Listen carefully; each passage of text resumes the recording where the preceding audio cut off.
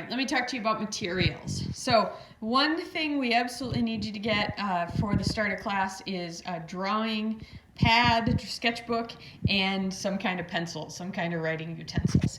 So drawing pad, mine is 9 by 12. I think you want 9 by 12 or larger. Any smaller than that, and you're kind of cramped in what you can do. If your drawing pad already has other sketches in it, that's fine. I don't mind sharing with another class. You're going to be submitting pictures of your sketch pad, not the whole sketch pad. So that works out just fine. Then as far as pencils and drawing utensils and things like that, you're welcome to get a set. Sketching pencils have different thicknesses, different weights, so they draw darker and lighter. But a regular kind of, school pencil is fine. Watch out for the erasers on these. They're not always very good. Or even a mechanical pencil. You're going to want some kind of other marks that you can make. So pens or markers, particularly have some variety of thickness is helpful.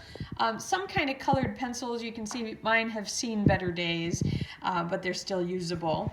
And to go with that stuff, you want a decent eraser, because the backs of these are sometimes crummy, right? And the ability to sharpen your pencils if you need to. You also want a ruler. If you don't have a ruler, we're mostly using this for making straight edges. So a piece of wood, a book, something that's flat and smooth that you can use to draw lines on.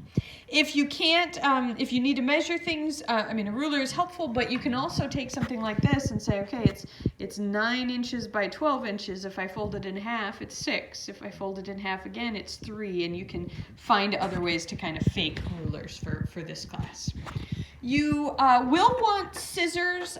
If you have an X-Acto knife, that would be great. If you do have an X-Acto knife, you probably want to plan some kind of surface that you can cut on rather than what happened here, and it just cuts into the table. Tape, either Scotch tape or masking tape, can be useful for blocking sections off when we're working. We won't use it for a lot of securing. We're going to use the glue that comes with your kit and the brush. Similarly, the glue stick is useful temporarily, but the glue that I've got you, which is a slightly different brand, is better than either of these for our work. You are going to want some colored papers, but you don't necessarily have to go out and buy anything special. These are papers I had lying around. So these are some textured papers of various sorts, some construction paper. This is some marbled paper that I made years ago. And then I've got also some papers that came in like a scrapbooking kit or set or whatever.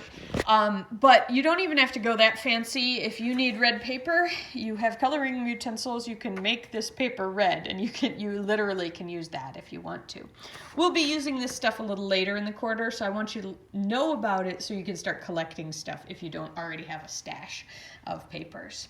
But even if you don't want to go, you can find there are lots of paper products in our lives. So my husband bought a filter to deal with the smoke. It comes with blue paper and purple paper, and then something else came with some brown paper. And so those are totally legit for us to use if you want to for this class. I also recommend you have some images that you can cut, like paper, so magazines and stuff like that, if you've got them. If you don't have them, it's not a big deal. You can see I didn't really have magazines, but I've got a coupon, and I've got a junk mail from my college or something like that. And so those things can be used. You can also use images off the computer as well. So besides the kit that you're going to get, it's going to have glue, a brush, and illustration board. I'm not asking you to have a lot of stuff, but you do need to have some of the basics. And then I will try to be letting you know about materials before they are needed for this class.